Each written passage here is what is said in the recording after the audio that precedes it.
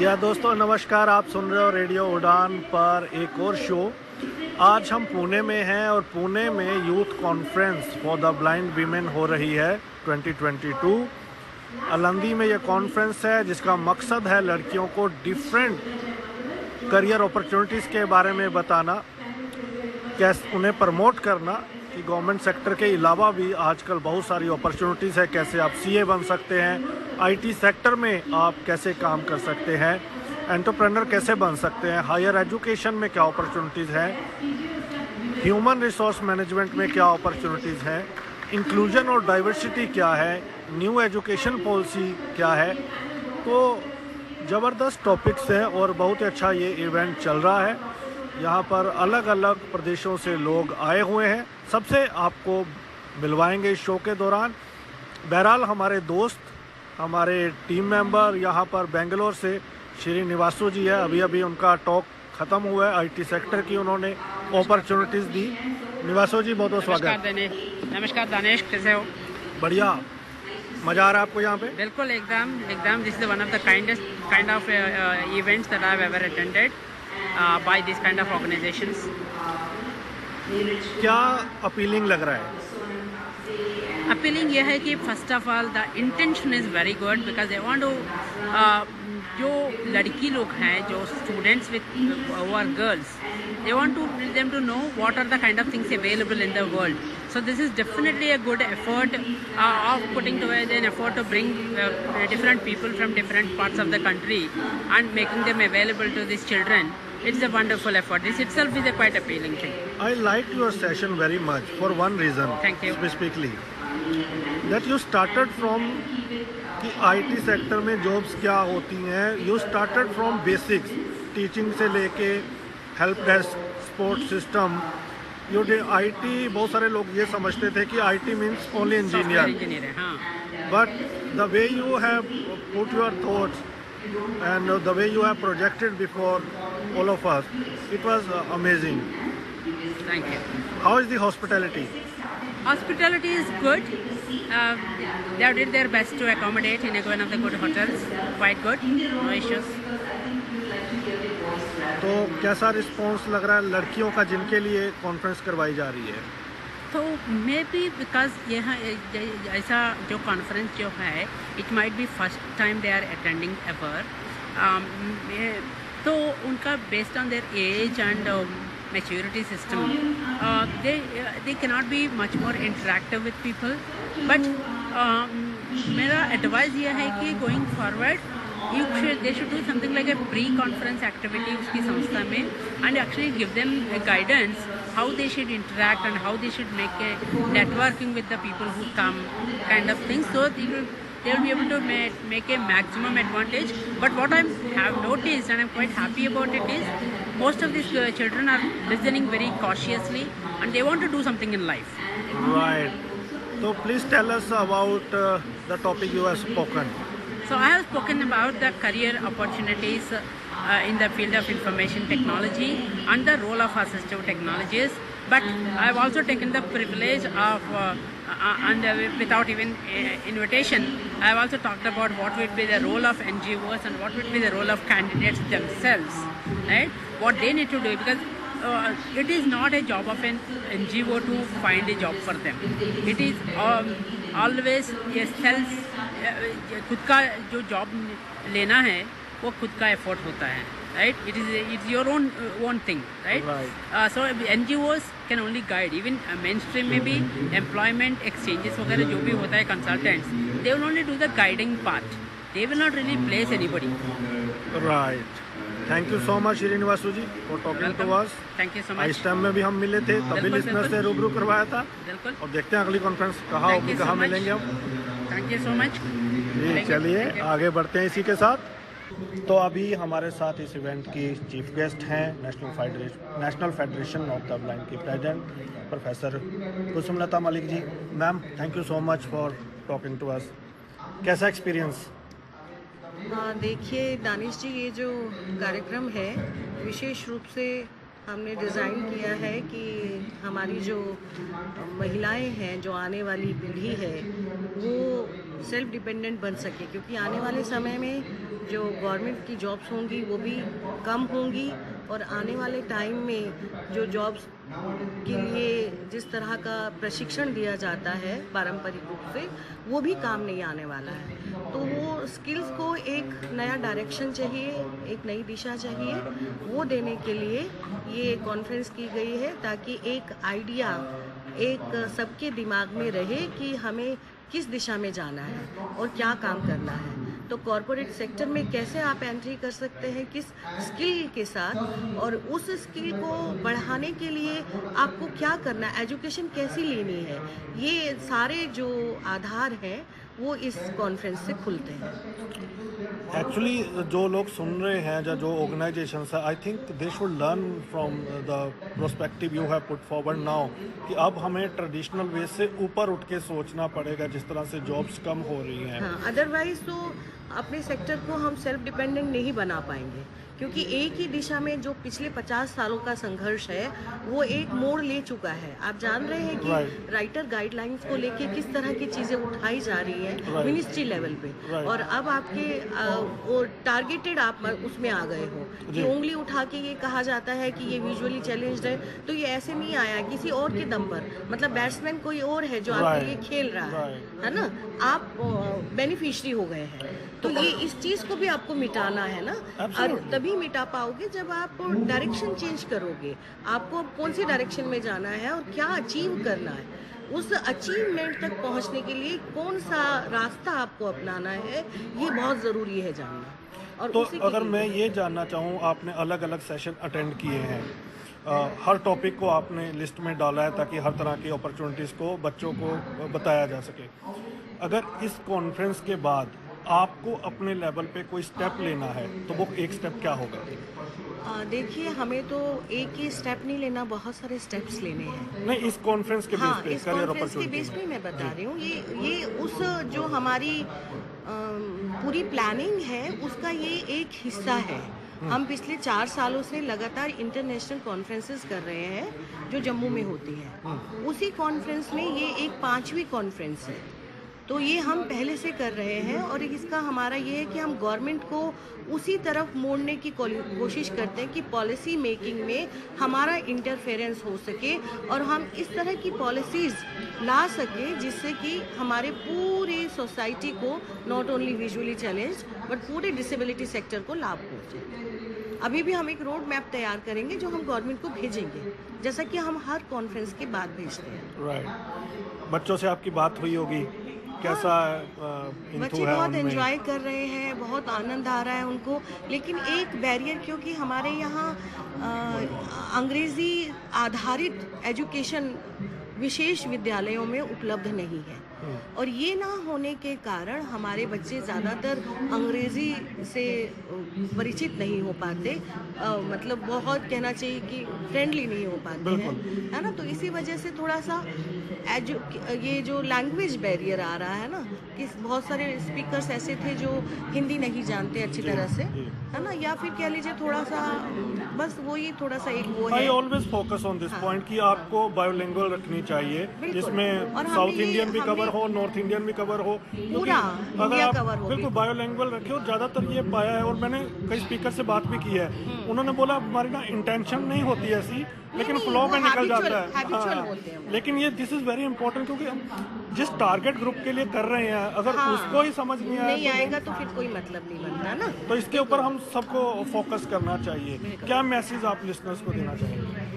मैं तो अपने सेक्टर को ही देना चाहती हूँ कि बहुत सारे NGOs हैं जो डिसेबिलिटी सेक्टर में काम कर रहे हैं, तो उन सभी को सोचना होगा, और अगर हम नहीं सोचेंगे आज तो कल बहुत देर हो जाएगी, और हमें बहुत एक दूसरे के साथ हैंड टू हैंड मिलाकर काम करना होगा, तभी हम अपने सेक्टर को एक सशक्त प्रेशर ग्रुप के रूप में उभार सकते हैं। ये मेरे को आपसे जानना बहुत इम्पोर्टेंट आपने पॉइंट बोला है। रोंगटा सर हैं, it's been 4 decades. Day and night he is working. Yeah. He has proper say in a government department, policy making everywhere.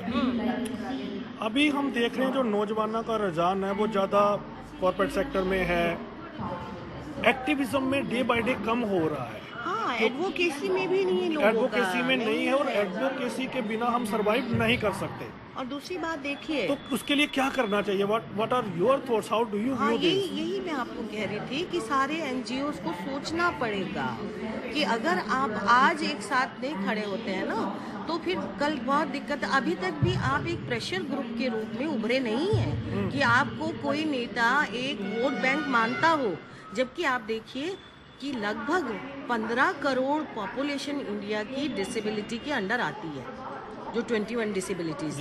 तो 15 करोड़ का एक मायना होता है।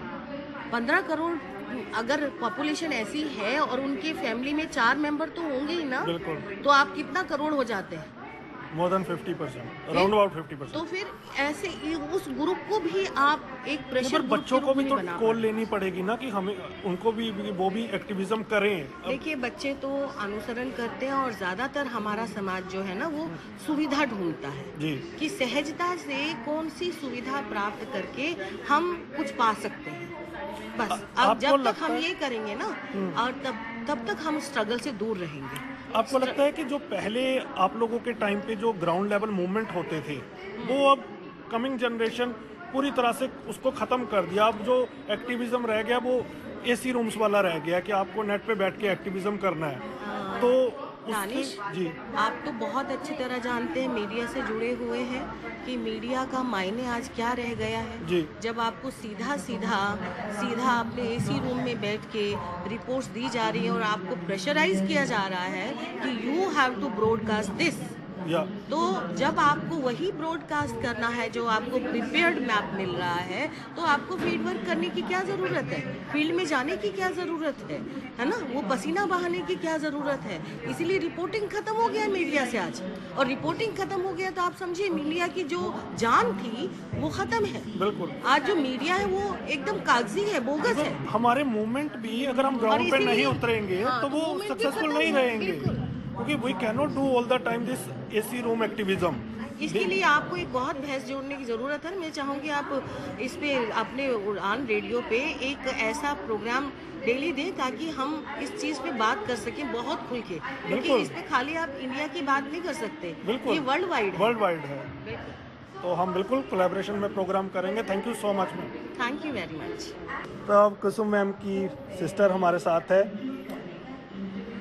जब मैम विजुअली इम्पेयर्ड हुई थी, क्या आपने सोचा था मैम के बारे में कि ये इतनी ऊंचाइयों तक पहुंचेंगी, प्रोफेसर बनेंगी और एक इंडिया में इंटरनेशनल एफिलिएशन के सबसे बड़ी ऑर्गेनाइजेशन है उनकी प्रेसिडेंट होगी? क्या फैमिली ने कभी ऐसा सोचा था? और आज जब आप ऐसा देखते हो तो कैसा फील होता है? बिल्कुल सोचा था हमने, क्योंकि मेरी दीदी शुरू से बहुत इंटेलिजेंट थी। हम सब जानते थे मेरी दीदी एक दिन इतना बड़ा कुछ करेगी कि जो दूसरे लोग सोच भी नहीं सकते हैं, जो आंखों वाले सोच भी नहीं सकते, वो मेरी दीदी ने करके दिखाया। और मैं तो अभी भी मानती हूँ मेरी दीदी अभी भी इससे ज़्यादा ऊंचाइयों पे जाएगी, क्योंकि जब मैंने होश संभाला तब से मैं अपनी दीदी को जानती हूँ। मेरी दीदी तभी से ही सबके साथ बहुत अच्छे से तो रहती हैं, और बहुत ही सबको शिक्षा के प्रति इनका बहुत ज़्यादा रुझान है। ये समझती है कि शिक्षा सबसे फर्स्ट पे रहनी चाहिए, क्योंकि शिक्षा के बगैर इंसान आंखों वाला भी अंधा ही है। बिल्कुल।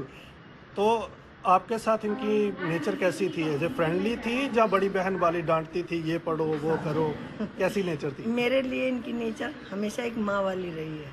तो आपको डांट पड़ती थी? अब आप समझते हो माँ वाली नेचर क्या होती है। अगर मैं अच्छा करूँगी तो मेरा कंधा थप आएंगे, और मैं गलत करूँगी तो वो हाथ मेरे गाल पे आ जाएगा।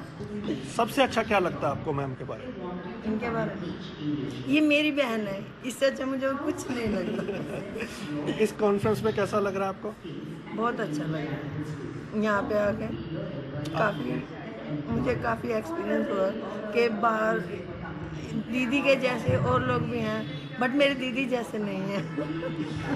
तो एक चीज़ जो आपको सबसे ज़्यादा डिफरेंट लगी, अलग लगी इस कॉन्फ्रेंस में, वो क्या होगी? अलग, बहुत प्यारी प्यारी बच्चियां हैं, बट वो सब घर से बहुत दूर हैं। ये मुझे अच्छा नहीं लगा, लेकिन वो कल कुछ बने, खुद उनके घर वाले उनके साथ चले, मुझे इससे अच्छा और कुछ नहीं लगेगा। मैं यही चाहती हूँ वो भी कल बहुत अच्छी ऊंचाइयों तक जाएं, बहुत अच्छा सब कुछ करें अपने लिए, दूसरों के लिए। Great, thank you so much हमसे बात करने के लिए। Thank you. तो अब हमारे साथ national women vice president NFB हैं दिव्यता मैम, जिनको आप उड़ान आइडल में बतौर जज भी सुन चुके हैं, तो वो भी इस कॉन्फ्रेंस में है, उनके एक्सपीरियंसेस जानेंगे। दिव्यता मैम, वेलकम। नमस्कार सभी को, thank you so much Danish ji. कैसा लग रहा है इस कॉन्फ्रेंस में? बहुत ही अच्छा और एक अच्छा एक्सपीरियंस है। काफ़ी सालों बाद national federation of the blind की विमेंस कॉन्फ्रेंस को अटेंड कर रही हूँ। काफ़ी दिनों से इंतज़ार था और चाहते भी थे कि एक विमेन कॉन्फ्रेंस होनी चाहिए, जो कि NFBM और national federation of the blind India की ओर से संयुक्त रूप से बहुत ही अच्छे से की जा रही है। क्यों लगता है आपको ऐसी कॉन्फ्रेंसेस ज़रूरी है? सर देखिए, क्या है कि आज के समय में भी भले ही हमारे पास इंटरनेट है, सोशल मीडिया एक्टिव है, लेकिन फिर भी रूरल एरियाज़ और कुछ अर्बन एरियाज़ में भी visually impaired girls as well as boys जो यूथ है, उनके पास करेक्ट इन्फॉर्मेशन नहीं पहुंचती है। इन्फॉर्मेशन तो पहुंचती है यूट्यूब के थ्रू, लेकिन वो कितनी करेक्ट है, एथेंटिक है, वो सब चीज़ें कंफर्म करना मुश्किल होता है और अवेयरनेस की भी कमी है। दूसरी बात, यहाँ पर कॉन्फ्रेंस में जो करियर के रिगार्डिंग बताया गया है, बहुत सारे सेक्टर्स बताए गए हैं करियर को लेकर, जहाँ पर बच्चे आगे अपना फ्यूचर बना सकते हैं और उस करियर में उनके लिए क्या स्कोप हो सकता है। तो इस तरह की बहुत सारी चीज़ें बताई गई है विथ एग्जाम्पल। कुछ रोल मॉडल्स को भी यहाँ पर बुलाकर उनकी लाइफ के बारे में उन्होंने जब बताया, उनके स्ट्रगल्स बताया, तो डेफिनेटली वो देख कर इंस्पिरेशन तो मिलती है कुछ और अच्छा करने की। टेकअवेज क्या है इस कॉन्फ्रेंस से, क्या लर्निंग्स है? लर्निंग यही है कि बच्चों को हम इनकरेज कर सके, जो उनके टैलेंट है उसे आगे आने का, वो खुद अपने टैलेंट को, अपने कैलिबर को, अपने अंदर जो छुपी हुई उनकी एनर्जी लेवल है उसको पहचान सके, उनका इंटरेस्ट वो समझ सके। और इतने सारे अलग अलग सब्जेक्ट पे जब बात हो रही है, चाहे वो CA आकर यहाँ पर बोल रहे हैं, चाहे कॉर्पोरेट सेक्टर के CEO आकर कुछ अपने एक्सपीरियंस शेयर कर रहे हैं, कुछ MBA जो ऑफिसर्स MBA करके जो ऑफिसर बने हैं वो अपना शेयर कर रहे हैं, और भी अलग अलग फील्ड के लोगों ने अपने अपने बारे में बताया है। तो डेफिनेटली एक अलग अलग विजन सबका पता चलता है। कुछ सॉफ्टवेयर इंजीनियर भी यहाँ पर उनके एग्जाम्पल्स भी दिए गए, तो काफ़ी सारी नई नई चीज़ें पता चलती है अबाउट टेक्नोलॉजी ऑल्सो।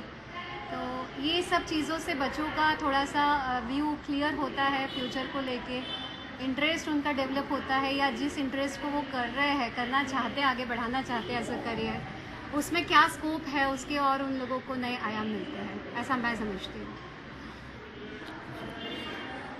पर्सनली तौर पे कोई एक दो ऐसी चीज़ें जो आपको खुद भी सीखने को मिली? सर मुझे तो लगता है कि मैं स्टूडेंट हूँ और हर जगह जहाँ कहीं मैं जाती हूँ या जिस किसी से मैं मिलती हूँ, ज़रूर कुछ ना कुछ नया नया सीखती ही हूँ।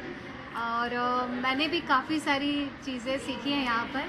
सबसे पहले तो बहुत ही अच्छा ऑर्गेनाइज़ किया गया इस कॉन्फ्रेंस को। जो वॉलंटियर्स हैं उन्होंने बहुत सबका ध्यान रखा, और जितने ऑफिसर्स हैं, जितने टीम के लोग हैं, बहुत उन्होंने वेल मैनेज तरीके से सारी चीज़ें अरेंज की। क्योंकि विजुअली चैलेंज जहाँ इतने सारे इकट्ठे होते हैं वहाँ पर कई सारे दिक्कतें आती हैं, पर हमने ऐसा 2 दिन में महसूस नहीं किया कि कोई ऐसी प्रॉब्लम आई है। तो पहले चीज़ तो ये कि बहुत अच्छे से मैनेज किया गया, इन सब चीज़ों को ऑर्गेनाइज़ किया गया। दूसरी चीज़ कि जैसे कुछ स्पीकर्स ने बोला कि हमारा अगर गोल सेट है, हमारा विज़न क्लियर है, और हम लोगों को अपने मतलब ड्रीम को लेकर अगर हम बहुत एक्टिव है, पैशनेट है, तो रास्ते अपने आप खुलेंगे। एक्सेसिबिलिटी की भी बात है कि एक्सेसिबल, हम लोग कई बार ये शिकायत करते हैं कि एक्सेसिबल नहीं है, वो नहीं है, इसलिए हम ये नहीं कर पाए, वो नहीं कर पाए। बट यहाँ आकर ये कई लोगों ने बताया कि एक्सेसिबल बहुत सारी चीज़ें उनके लिए भी नहीं थी और आज भी नहीं है, लेकिन स्टिल वो उसके बावजूद अपनी मतलब अपनी विशेस को पूरा करने के लिए, अपने एम्बिशन को पूरा करने के लिए उन्होंने किस तरह से उन चीज़ों को एक्सेसिबल किया। मतलब कुल मिलाकर कमेंडेबल, आई एग्री। मतलब हम लोग सोच भी नहीं सकते the way they have struggled and reached on those positions at that time. अलग अलग तरीके ढूंढ के, तो ये सुन के बड़ा, this is I think really inspiration कि अगर हम चाहे हम कर सकते हैं, अगर हम अपने एक्सक्यूजेस को थोड़ा साइड पे रख दें। साइड पे रखें। और सर ये ऐसी चीज़ नहीं है जो ब्लाइंड्स के लिए या विजुअल इम्पेयरमेंट वालों के लिए इम्पॉसिबल है। लाइक जैसे उन्होंने बताया कि कैप्चा को सॉल्व करना उनके लिए पॉसिबल नहीं, तो ये कैप्चा की तरह इम्पॉसिबल चीज़ें नहीं हैं। MBA के प्रोफेशन में जाना, इंजीनियरिंग में जाना या CA बनना या और भी कई चीज़ें, उसके लिए उन्होंने जो ट्रिक्स बताई, कितना ईजी वे बताया खंडेलवाल जी ने भी। और दानिश जी, आपका भी सेशन बहुत ही इंटरेस्टिंग था जो संदीप जी के साथ आपने किया था, तो बहुत ही इंटरेस्टिंग वो सेशन था जिसमें आपने काफ़ी सारी चीज़ें बताई थी कि किस तरह से हम दूसरों के लिए अपना एम्प्लॉयमेंट दूसरों को दे सकते हैं। सेल्फ एम्प्लॉयमेंट की फील्ड में कितने सारे ऑप्शंस हैं जिसके बारे में जनरली हमें लगता है ये तो बहुत ही छोटा काम है और इस काम से क्या ऐसा होने वाला है, इससे क्या ऐसी इनकम होने वाली है। बट एक्चुअली हमारा ये विज़न होता है जो हमारे काम को छोटा या बड़ा बनाता है, बाकी काम तो सारे ही बड़े होते हैं अपने आप में। तो ये भी बहुत ही इंटरेस्टिंग लगा मुझे और काफ़ी सारे न्यू आइडियाज़ मैं भी लेकर जा रही हूँ जिसको बहुत जल्द मैं भी इम्प्लीमेंट करना चाहूँगी। मैं यही पूछने वाला था, अब आप कब ला रही हैं हमें MP? जी जी बहुत जल्दी हम इम्प्लीमेंट करेंगे और पर्सनली मतलब मैं अपने लेवल पे ही ये बात बोल रही हूँ कि ज़रूर इम्प्लीमेंट करूँगी बहुत सी चीज़ों को जो मैं ऐसे सीख कर जा रही हूँ। और एक और चीज़ जो मुझे बहुत ही ज़्यादा अच्छी लगी यहाँ पर कि जैसे जितने अलग अलग फील्ड्स से लोग जुड़े हुए हैं, आए हुए हैं, वो सारी चीज़ें उन्होंने बताई कि वो उस फील्ड में किस तरह से स्ट्रगल करके आगे आए हैं, राइट। लेकिन उसके अलावा मतलब कहीं ना कहीं उन्होंने ये बताया कि इंडिपेंडेंट हमें अपने लिए होना ही चाहिए। जो काम हम खुद कर सकते हैं उसके लिए हम डिपेंडेंट ना हो, गिव एंड टेक का एक सिलसिला रहना चाहिए कि सिर्फ हम लेते रहे, देने का ना सोचे, तो डेफिनेटली कोई भी हमारी हेल्प करने में पीछे रहेगा। लेकिन दिनेश जी, इस बात में मैं अपनी बात मिलाऊंगी और ये कहना चाहूँगी, ये बात कहीं तक सिर्फ मेट्रोपॉलिटन्स तक, जहाँ पर लोगों को अवेयरनेस है, लोग सेंसिटिव है अबाउट डिसेबिलिटी, वहाँ तो लोग एक दूसरे को सपोर्ट करना चाहते हैं, पसंद करते हैं और एक इक्वालिटी की फीलिंग रखते हैं। बट सर अभी भी MP, UP, बिहार जैसे ऐसे बहुत सारे एरिया है जो बहुत बैकवर्ड हैं इन सब चीज़ों में, जहाँ लोग रेडी ही नहीं होते उस बात को पॉइंट ऑफ व्यू को समझने के लिए। अगर लाइक मैं अपना एग्जाम्पल बोलूँगी कि कई बार ऐसा होता है कि हम अपने वर्क प्लेस पे अगर कोई फॉर्मेट हमें भरना होता है और हम जाकर बोलते हैं कि ये फॉर्मेट हमारे लिए एक्सेसिबल नहीं है, इसमें कई ऐसी टेक्निकल चीज़ें हैं जिसे हमारा सॉफ्टवेयर रीड नहीं कर रहा। आपने सुना होगा दीक्षा जो ऐप वो चला था शिक्षा का, तो उसमें भी कई चीज़ें एक्सेसिबल नहीं थी जिसकी वजह से विजुअली इम्पेयर्ड को किसी की हेल्प लेनी पड़ती थी। तो हमें ये कहा जाता था जब आप साइन कर लेते हो रजिस्टर पे, कॉपी पे सिग्नेचर कर लेते हो, तो आपको तब कैसे दिख जाता है और अब कैसे आपको नहीं दिखता है, अब आपके लिए एक्सेसिबिलिटी क्यों आती है और तब तो आप अच्छे से कर लेते हो जब साइन करना है। तो लोगों की एक्चुअली मेंटालिटी पे भी बहुत कुछ डिपेंड करता है। तो जहाँ जिन लोगों ने यहाँ सक्सेस पाई है, कहीं ना कहीं उनके साथ अच्छे लोगों का भी बहुत सपोर्ट रहा है, तो अच्छे लोगों को भी बहुत सैल्यूट है। मैं इस इंटरव्यू के थ्रू उनको भी सैल्यूट करती हूँ और ये एक संदेश देना चाहती हूँ कि हम समझने की कोशिश करें, क्योंकि लिमिटेशन हर इंसान की, चाहे वो साइटेड हो चाहे वो डिसेबल्ड हो, लेकिन आप मतलब ये डिपेंड करता है हमारे नज़रिए पे कि हम सामने वाले की डिसेबिलिटी को एक्सेप्ट कर पाते हैं कि नहीं, क्योंकि लिमिटेशन सबके साथ है। Exactly. एक साइटेड व्यक्ति के घर में भी जब लाइट चली जाती है तो वो भी डिसेबल हो जाता है, क्योंकि उसको भी अपनी टॉर्च या अपना कैंडल ढूंढने के लिए हाथ से छू के ही देखना पड़ता है, वो 4 जगह टकराता भी है और उस जगह हम लोग सर कैपेबल होते हैं, हम डिसेबल्ड नहीं होते लाइट जाने के बाद अपनी लिए टॉर्च ढूंढने के लिए या पूरे घर में रोशनी फैलाने के लिए। तो सबकी अपनी लिमिटेशन है, बट इस बात को थोड़ा एक्सेप्ट करने की अवेयरनेस की ज़रूरत है। और आपके जो रेडियो उड़ान है, मैं इसके माध्यम से चाहूँगी कि सारी कम्युनिटी तक ये मैसेज ज़रूर जाए कि एक्सेप्टेंस होना चाहिए, जो जैसा है उसको उस वे में एक्सेप्ट किया जाए। और डिसेबिलिटी की भी बात करें तो 2 ब्लाइंड्स एक ही फील्ड में होने के बाद भी वो उनकी कैपेबिलिटी एक जैसी नहीं हो सकती है, वो भी हम एक्सेप्ट नहीं कर पाते हैं कि अगर वो कर सकता है तो आप क्यों नहीं, वो भी ब्लाइंड है, आप भी ब्लाइंड हो, बट उनकी कुछ अलग क्वालिटीज़ होंगी, हमारी कुछ और है। तो मैं सर यही बोलना चाहूँगी कि इस तरह की सेमिनार्स और कॉन्फ्रेंसेस होनी चाहिए।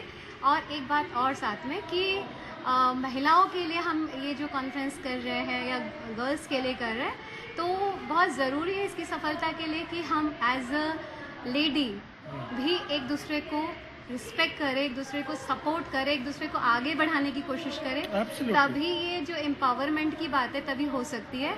जनरली ऐसे होता है कि जो हमारे ऑफिसर अगर लेडी है तो वो अपने अंडर में जितने लोग हैं लेडी है उनको या तो आगे नहीं बढ़ने देते या फिर उनको बहुत ज़्यादा दबा के रखते हैं। बट कहीं ना कहीं हम अपनी महिला होने का अपमान ही करते हैं ऐसा करके, तो वो भी हमें एक दूसरे को रिस्पेक्ट करके आगे बढ़ाना बहुत ज़रूरी है। तब जाकर इस तरह की सेमिनार्स और कॉन्फ्रेंसेस बहुत सक्सेसफुल हो पाएंगे और हम होता एक दूसरे क्या को है? सपोर्ट करके आगे बढ़ पाएंगे। To add to your point, एक तो स्पोर्ट सिस्टम वाली बड़ी इंपॉर्टेंट बात आपने कही कि स्पोर्ट सिस्टम बड़ा ज़रूरी है। हमारे एफर्ट्स तो है लेकिन उसके साथ साथ स्पोर्ट सिस्टम नहीं होगा तो नहीं कर पाएंगे हम। मुश्किल है तो बहुत मुश्किल ज़्यादा। है। अब जैसे कोई और रीडर नहीं दूसरा- मिलेगा हमको, जी। है ना, तो अगर वो चीज़ एक्सेसिबल भी नहीं है, रीडर भी नहीं है, उसके लिए ब्रेल बुक्स भी नहीं है, कोई प्रिंट आउट सॉफ्ट कॉपी में भी नहीं करके दे रहा, आप बताइए वो इंसान क्या करेगा? रूरल एरिया का तो वो इंसान पीछे ही हट जाएगा, वो दिल्ली मुंबई पुणे तो वैसे नहीं भी जा अगर सकता है। ऑफिस में भी अगर आपके if you have ideas and Yeah. Then आपके आइडियाज को कोई सपोर्ट नहीं नहीं कर कर रहा, रहा है। नो बडी इज लिसनिंग, तो Yes, you can do yes, anything. And yes. Other thing आपने बड़ी इंपॉर्टेंट जो बोली कि हमें चाहे लेडी हो चाहे मेल हो, कोई भी हो, कोई इस फील्ड में किसी के अंडर नहीं है। और जो भी हमारे ऑफिसर हो, अगर वो दूसरे बंदे को आगे बढ़ाएंगे इसमें उन्हीं की रिस्पेक्ट बढ़ेगी। Yes, exactly. और जो अगला पर्सन है वो भी उनकी रिस्पेक्ट ही करेगा कि ही और she is giving him proper opportunities Opportunity. और one should be thankful for that. तो अगर आप ऐसा नहीं करते हो तो you know you create problem not for your self, for the society. You know हो सकता है कि Yeah. कई बार सेकंड लाइन के पास ज़्यादा बढ़िया आइडिया हो और इम्प्लीमेंटेबल हो तो उससे भी बंदा वंचित रह जाता है। नहीं, और उसका फ़र्क जो है सर ऑर्गेनाइजेशंस में भी पड़ता है और एक कॉमन सोसाइटी पे भी जो मैसेज जाता है वो गलत इसलिए जाता है क्योंकि सर लोग सब देख रहे हैं, सुन रहे हैं, दिमाग भी लगा रहे हैं, जी जी तो उन तक भी ये मैसेज गलत ही जाता है। बिल्कुल। थैंक यू सो मच दिव्यता ma'am. Thank you so much Danish sir, thank you so much. तो अब हमारे साथ इस कॉन्फ्रेंस के कोऑर्डिनेटर हैं आरती मैम, जिनको आपने पहले भी रेडियो पे सुना। कॉन्ग्रेचुलेशन, आपका इवेंट बहुत ही सक्सेसफुली चल रहा है। कैसे लग रहा है आपको? Thank you Danish, thank you so much. मुझे बहुत अच्छा लग रहा है क्योंकि इतने महीनों से जो हम एफ़र्ट्स कर रहे थे, मेहनत कर रहे थे, वो आज बहुत अच्छी तरीके से इंस्पिरेशन 2022 के रूप माध्यम से बहुत अच्छे तरह से बाहर आई है। अभी मैं कुछ लड़कियों से बात कर रहा था, उन्होंने बोला कि ये फर्स्ट ऑफ इट्स काइंड है और काफ़ी करियर अपॉर्चुनिटीज़ के बारे में हमें पता चला, जैसे सीए भी बन सकते हैं। तो is it solving the purpose of this conference? Absolutely, जो हमारा स्लोगन है inspiration 2022 dare to reshape the world, क्योंकि हमें इन सब लड़कियों का वर्ल्ड थोड़ा सा रीशेप करना है, करियर अपॉर्चुनिटीज़ और उनका जो फ्यूचर है वो भी रीशेप करना है। अभी तक जो स्टैग्नेंट करियर अपॉर्चुनिटीज़ थी बैंक और इंश्योरेंस, गवर्नमेंट जॉब पे हम लोग बहुत बैंक करते हैं, लेकिन we should know there are other opportunities also. तो जो भी पैनल डिस्कशंस हुए, स्पीकर्स हुए और उसमें से जो जानकारी मिली लड़कियों को, I think we are on track. हमारा पर्पस डेफिनेटली सॉल्व होते हुए देख रही हूँ मैं। आप बहुत एक्टिवली पार्टिसिपेट करिए। आप आपने मॉडरेशन भी किया एक सेशन को, पहले भी करती थी आप या फर्स्ट टाइम? मॉडरेशन हालांकि मैंने फर्स्ट टाइम किया है, बहुत बार मैं पैनलिस्ट रही हूँ, स्पीकर रही हूँ, because I am a psychologist. तो कई बार स्पेशली पैंडेमिक के बाद मेंटल हेल्थ सबको इम्पॉर्टेंट लगने लगा है, तो एंग्जाइटी के बारे में, डिप्रेशन के बारे में, इन जनरल बहुत सारे पैनल डिस्कशंस और इंडिविजुअल स्पीकिंग सेशन में करती हूँ। मॉडरेशन में ये मेरा फर्स्ट टाइम था। तो कल काफ़ी लोगों से आपने बात की होगी, कैसा एक्साइटमेंट है बच्चों में? एक्साइटमेंट बहुत है क्योंकि ये सारी बातें उनको पता ही नहीं थी। उनको पता नहीं था एक्सेसिबिलिटी टेस्टिंग में भी वो जॉब कर सकते हैं, उनको नहीं पता कि सीए भी बन सकते हैं वो, क्योंकि मैथ्स तो उनको लगता है वो कर ही नहीं सकते।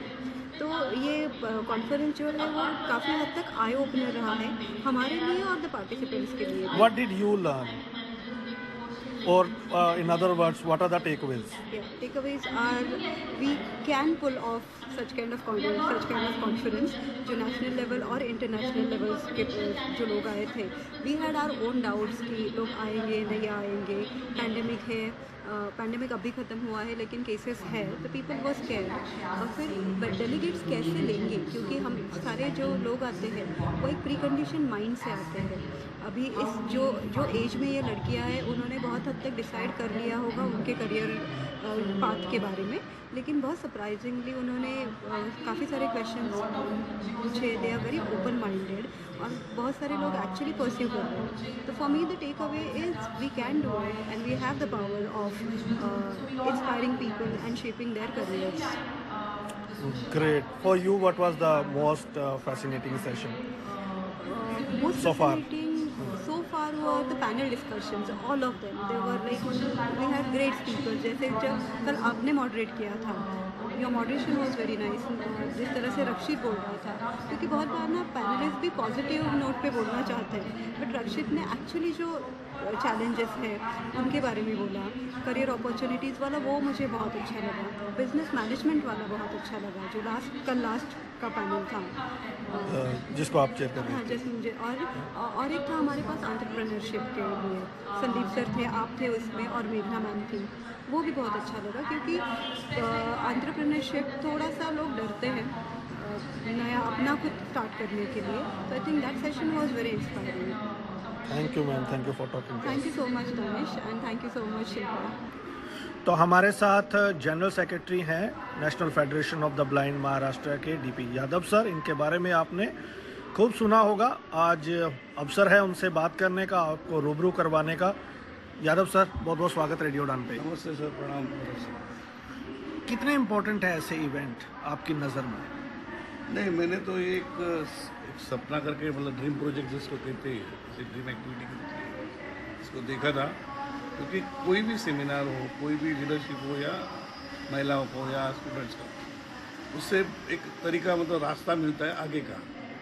एक ड्राफ्ट कर सकते हैं पॉलिसी, जो रेजोल्यूशन हम ड्राफ्ट करते हैं, उसके आधार पे हम आगे दिशा मिलती है काम करने की। इसलिए बहुत इम्पोर्टेंट है। कितनी मेहनत लगी है इस इवेंट को करने में? 2 दिन से इतने डेलीगेट्स अलग अलग स्टेट से ये अलग। तो हम लोग के बारे में तो सोच रहे थे कई महीनों से, लेकिन जो काम बना है 2-3 महीनों में, काफ़ी कुछ, मतलब संपर्क करना, कुछ अच्छे स्पीकर्स तय करना, स्पॉन्सर।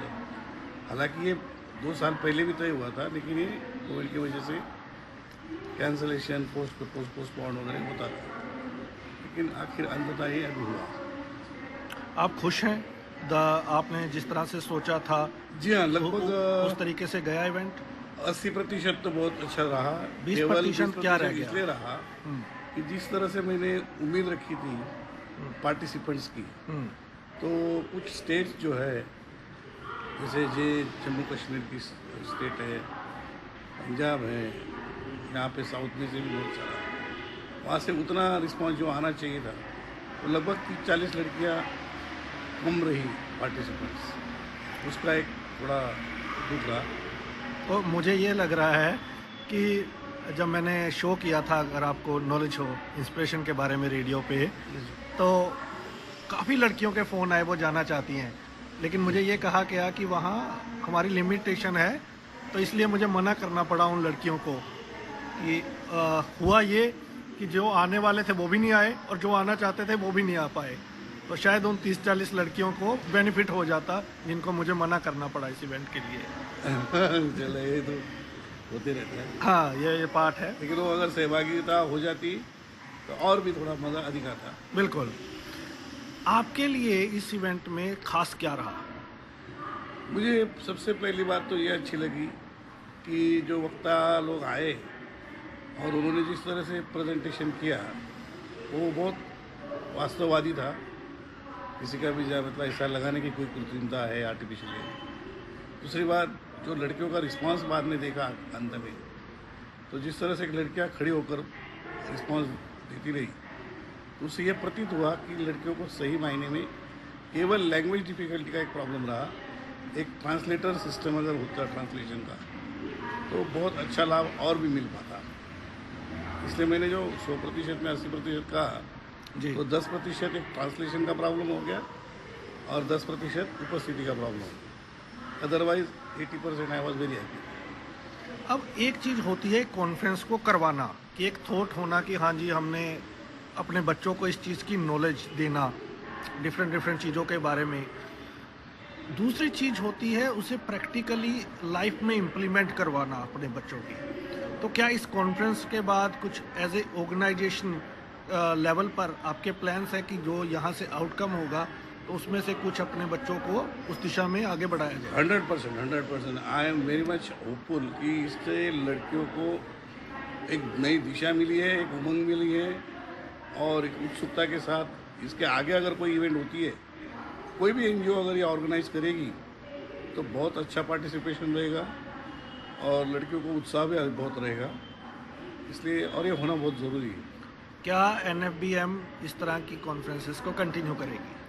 बिल्कुल सर, NFBM की मतलब केवल मैंने जैसा कल भी कहा था, आज भी कह रहा हूँ और हमेशा कहता हूँ, हमारा जो पर्पज़ है काम करने का, तो हर तरह की, हर कैटेगरी की, हर उम्र की लड़कियाँ हो, महिलाएं हो, बुढ़िया हो, सब तरह की एज फैक्टर को हेल्प करना है और उनका सही मायने में पुनर्वसन करना है। केवल बातों के लिए बातें नहीं करनी है, तो उनको रोज़गार भी मिले, उनका पुनर्वसन भी हो, यहाँ तक कि उनकी वैवाहिक समस्याएं जो है उसके बारे में भी खुलेआम चर्चा हो, खुलेआम सेमिनार्स हो और बच्चों को कन्विंस किया जाए कि केवल सेटल्ड लड़कियों के पीछे दौड़ना उचित नहीं होगा, हमें अपनी लड़कियों के साथ भी जस्टिफिकेशन करना होगा, क्योंकि दूसरी बात, इन महिलाएं भी कहीं कम नहीं है, वो भी कैपेबल है, केवल जॉब के लिए नहीं बट एज अ, हाँ, लेकिन हम लोग ऐसा फोर्सेबल नहीं कहे कि ब्लाइंड को करें। ब्लाइंड महिलाएं भी अपने आप को ऐसा प्रूव करें कि ब्लाइंड यंग्स जो है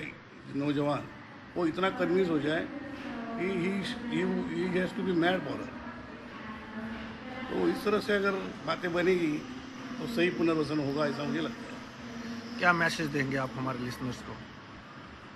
मैं तो यही कहूँगा कि ऐसा न हो कि मतलब मैं केवल महिलाओं के लिए मैं प्राधान्यता देता हूँ, ऐसा कुछ नहीं। AICB में जो जवाहर कौर साहब काम करते, उनका भी महिलाओं के लिए बहुत प्रायोरिटी रहती है, मुझे वो अच्छा लगता है। लेकिन मैं एक सोचता हूँ कि महिलाओं के लिए प्रायोरिटी देना इसलिए ज़रूरी है क्योंकि बच्चे लोग तो कहीं ना कहीं रास्ता बना ही रहे और बन भी चुका है उनके लिए, और उनका आत्मविश्वास भी एक अपने आप में स्पॉन्टेनियस रहता है।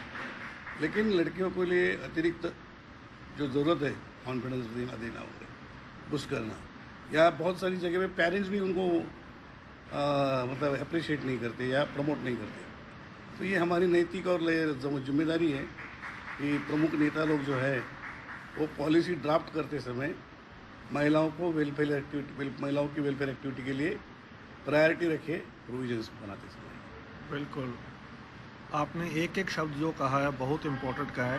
Thank you so much Yadav sir हमसे बात करने के लिए। बहुत बहुत धन्यवाद। तो अभी हमारे साथ बहुत ही स्पेशल गेस्ट हैं जो ऑल द वे कनाडा से आए हैं, शोभना मैम हैं। शोभना मैम, बहुत बहुत स्वागत है आपका रेडियो उड़ान पे and thank you so much for talking to us. Thank you so much, Ganesh. It was truly pleasure listening you. मैंने कल आपको सुना जब आप की नोट दे रहे थे, तो पहले तो हमारे लिस्टर्स को थोड़ा सा अपने बारे में बताएं। So my name is Shobana and I was born in Malaysia. लेकिन 5 साल में मैंने इंडिया आया and I studied in a boarding school and then I did my masters in social work from Tata Institute. And उसके बाद मुझको travel बहुत पसंद है, so I started to travel and in 1995 I immigrated to Canada. And वहाँ मैंने 20 साल government of British Columbia में चाइल्ड वेलफेयर डिपार्टमेंट में काम करते, और 2015 when my father passed away I decided to come back to India and take care of my mother and I worked as head of HR in Chennai. And उसके बाद 2017 में I went back to Vancouver, Canada and I currently work with the Simon Fraser University as Associate Vice President of External Relations. And मैं बहुत volunteer work भी किया both in India and overseas.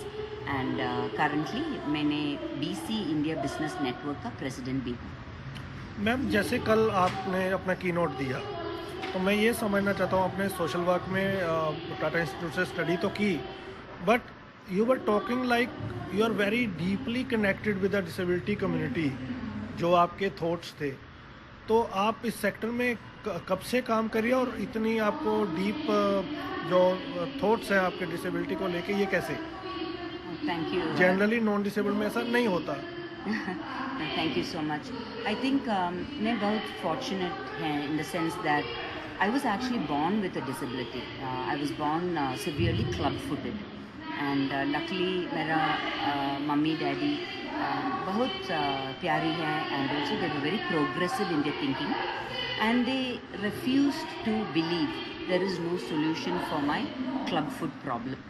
So with the help of friends, doctors, my father and my mother decided har din ER mein they used to take me to the emergency, and plaster of Paris they used to put on my baby foot and straighten it out. So 2 saal ke baad my feet were straightened and I was able to stand up and walk. So, you know, from a very young age I've heard that story that it's not what the problem is, it's what should the solution be. So that has influenced me a lot. And then throughout the years, what I've realized is that I'm passionate about peace. And for me, peace and inclusion are two sides of the same coin. When you are inclusive, where you care about people belonging, you generally have peace. So I think from a very young age, मुझको वो area Maturity आ गई थी. yeah, I started to think deeply about it. Also, I'm fortunate. I have,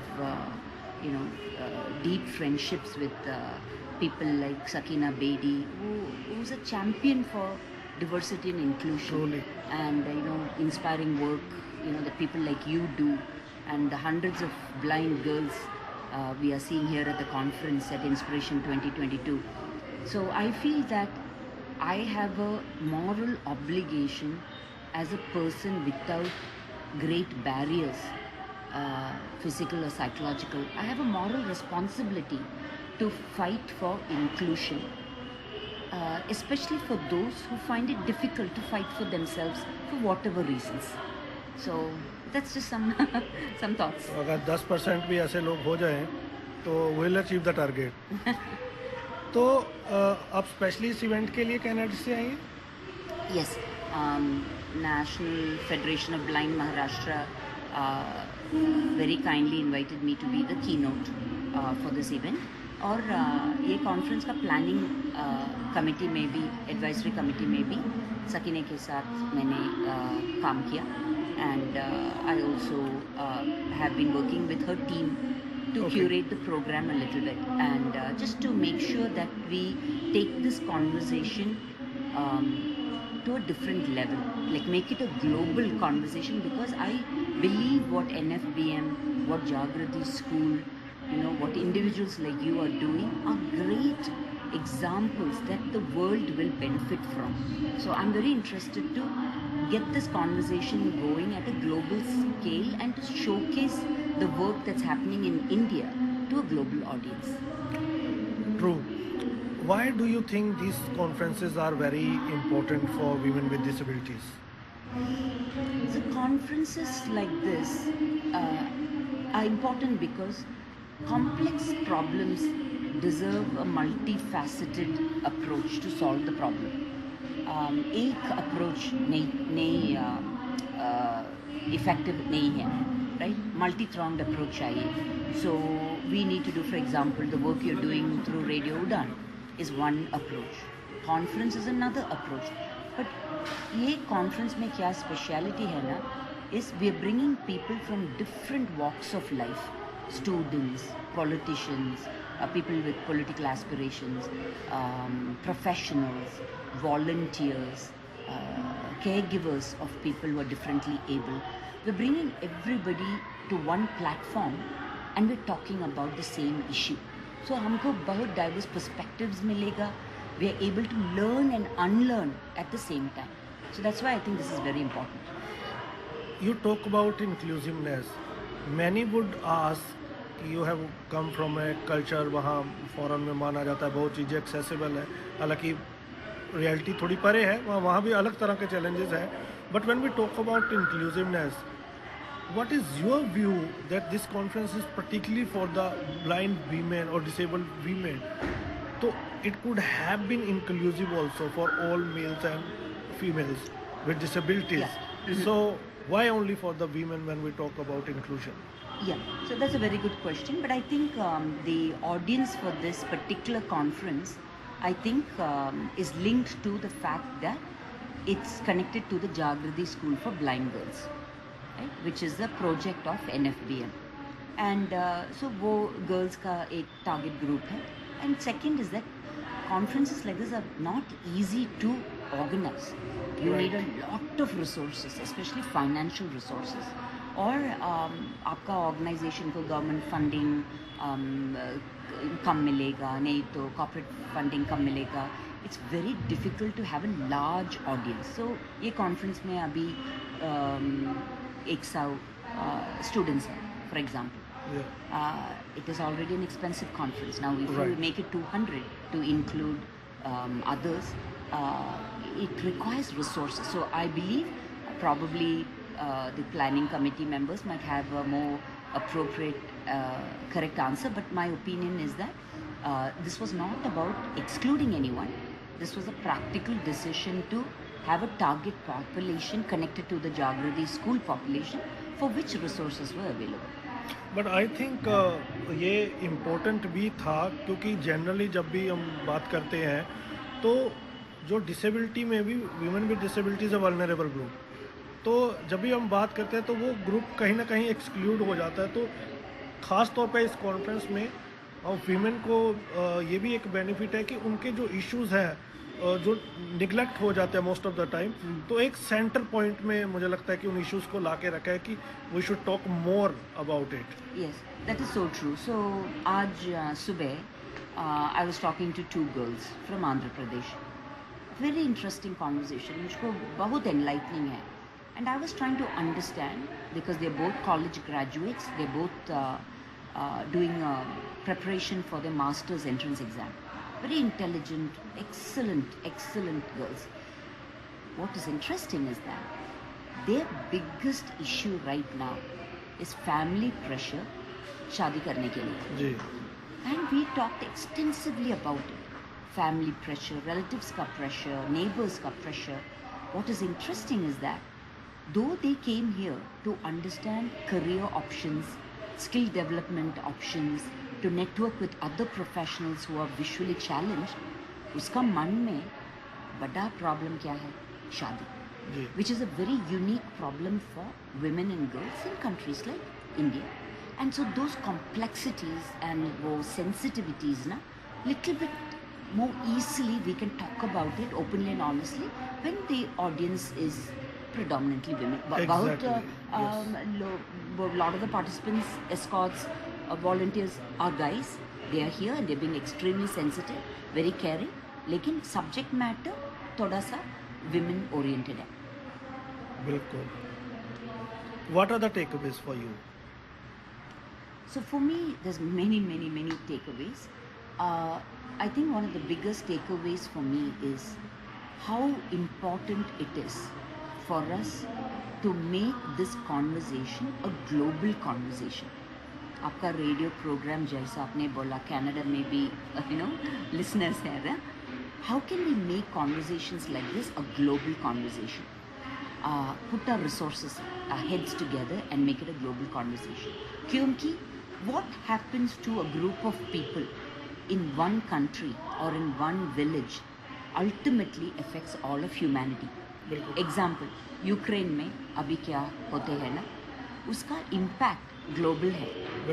Whether it is food shortages, whether it is increase of spending on militarization, whether it is gas and oil shortages, the whole world is affecting from what is happening in a small country, right, in another part of the world, miles away from a country like India.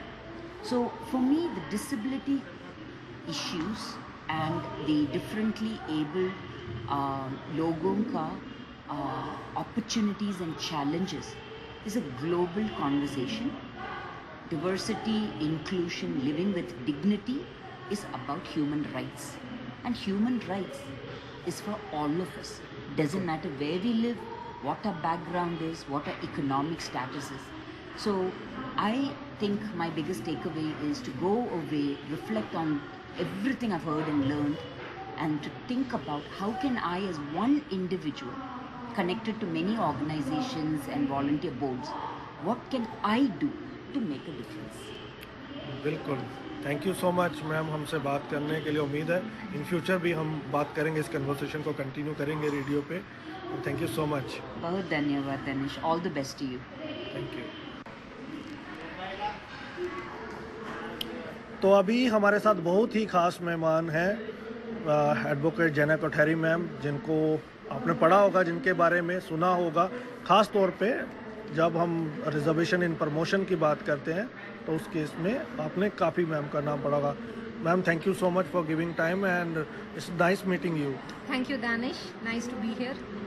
और बताएं कैसा experience रहा इस conference में आपका?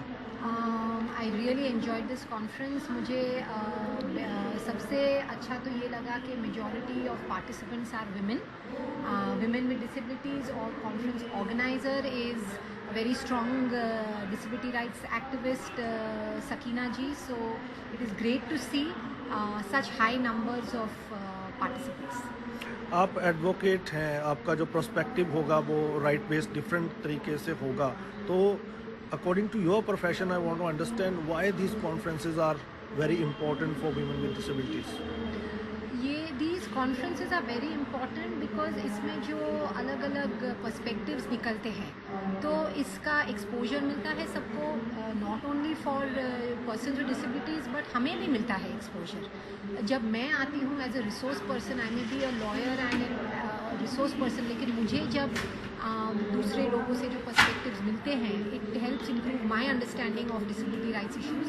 तो मुझे लगता है पार्टिसिपेंट्स को भी यही एक्सपोजर मिलेगा और it's a chance to ask people to discuss many of these new ideas जो शेयर लोग करते हैं। So these conferences are very important. Where is हालांकि हम डिबेट कर रहे हैं, मैं आज हम सेपरेट शो में बात करेंगे, but since you are a lawyer and मैं तो आपका कॉन्टैक्ट लंबे अरसे से ढूंढ रहा था बट इवेंचुअली आज मुझे मिला है। अगर आरपीडी एक्ट की इम्प्लीमेंटेशन की बात करें तो where is we heading? We are at a very early stage. RPD act just अभी 2016 में आया है और 2-3 साल तो किसी को मालूम ही नहीं, गवर्नमेंट को तो मालूम ही नहीं था क्या करना। Now they have started some level of implementation, और वो भी सब लिटिगेशन की वजह से।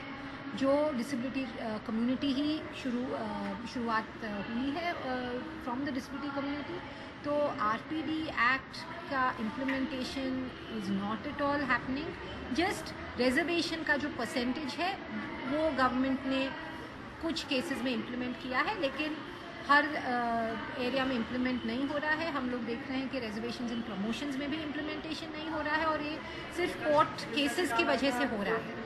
तो we have to work really hard to push for implementation.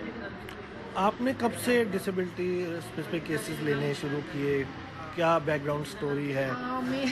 मेरी स्टोरी, मैंने जैसे मेरा इंट्रोडक्शन हुआ डिसेबिलिटी राइट्स वर्क में, इट्स क्वाइट इंटरेस्टिंग, और एक्चुअली जस्ट बाय चांस हुआ जब मैं मेरी प्रैक्टिस शुरू कर रही थी as an independent lawyer, I think in 2013 में भी, तो 10-11 साल पहले।